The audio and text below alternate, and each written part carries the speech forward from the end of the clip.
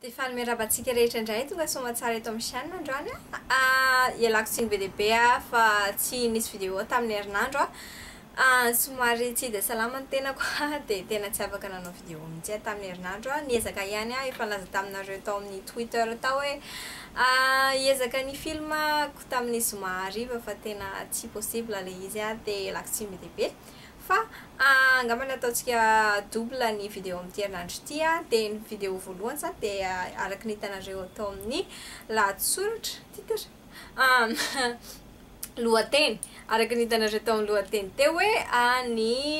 karazana maquillage fanao mandeha mianatra na mandeha miasa satria moa zany efa miverina mandeha mianatra daholo zao mpianatra efa miditra mianatra daholo zao mpianatra ny ankabeazany dia angamba ity ilay maquillage hoe fanao rehefa ohatra hoe any amin'ny efa any amin'ny tsy lycée koa raha efa any amin'ny université ianao satria sora fa tsy afaka manao maquillage mpianatra masera sady zany dia ety zany ny look izay nataoko androany dia raha mahaliana anao ilay izy dia ndao vetrany ary dia ny anomboantsika anazy androany zany dia mazava ho azy ny crème hydratant na hydratation zany mampamandimandina ny tarehy dia indrindra fa ny crème misy écran solaire anaovana andavanandro dia manaraka izay dia poudre indray no ampiasaintsika androany fa tsy bebe crème ohatra ny taloha dia ohatr'izao ny fanosorana anazy fangalana anazy amin'ny broche dia ny fanosorana anazy amin'ny tarehy angamba tsy dia misy hazavaina firy ity dia mazava tsara rehefa vita tonga dia hiditra amin'ny anti-tsara isika na cache-tache hoy ny sasany dia ny anazy afanaiko amin'ny tanana fasiana peratra dia apetrako ambany maso salamizao iny tanana fasiana peratra iny no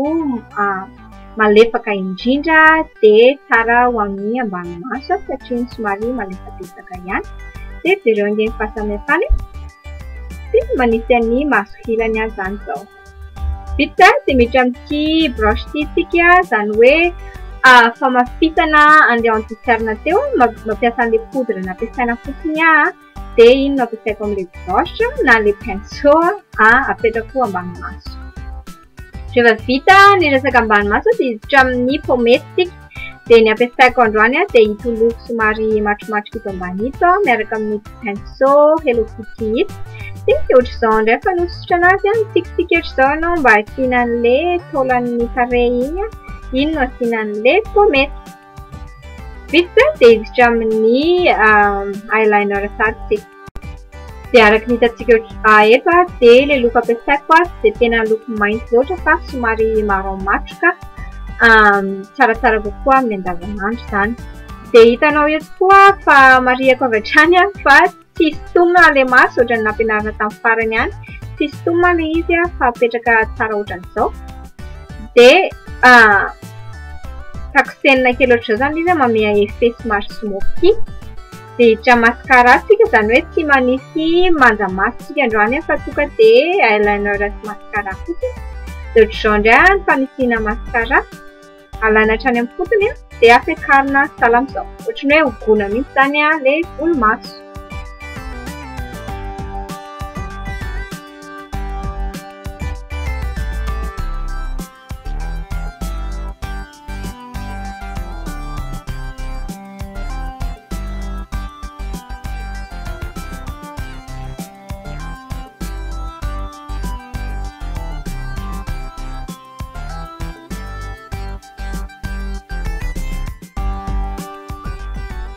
dia rehefa vita izay rehetra izay dia izao zany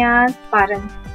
dia hiditra amin'ny lokomena indray tsika lokomena somary rosé fa tsy dia tena hoe menamena be ireny tsara anaovana lesona miasa na mianatra